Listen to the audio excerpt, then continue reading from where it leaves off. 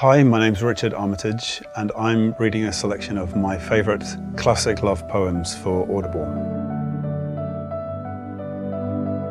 I actually think love is almost indefinable.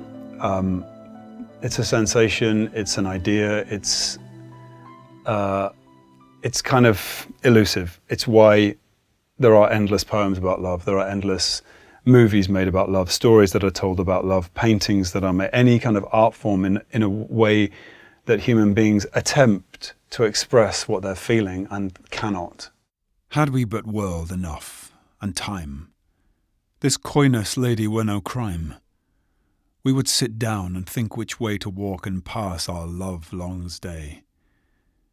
Thou by the Indian Ganges' side shouldst rubies find, I by the tide of Humber would complain.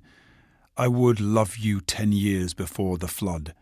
There's something deeply human about the idea that when you've kind of entered into an engagement with another person, that you've had some kind of spiritual contact with them, physical contact, whatever that is, that there's an exchange.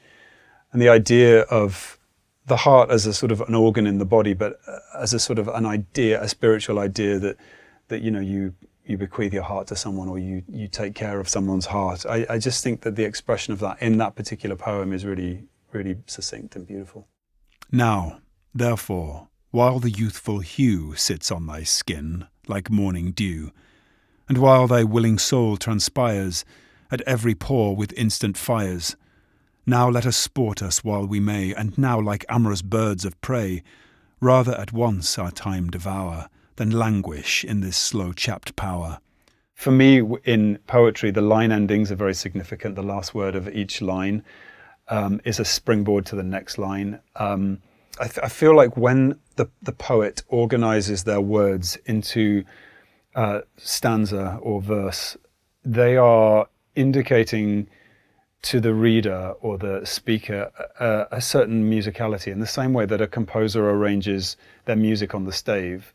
Every single one of those poems has a different expression of something that the poet is trying to portray. And I feel like there is a phrasing that is infinitely personal to every reader that reads any of these poems. Will read them differently.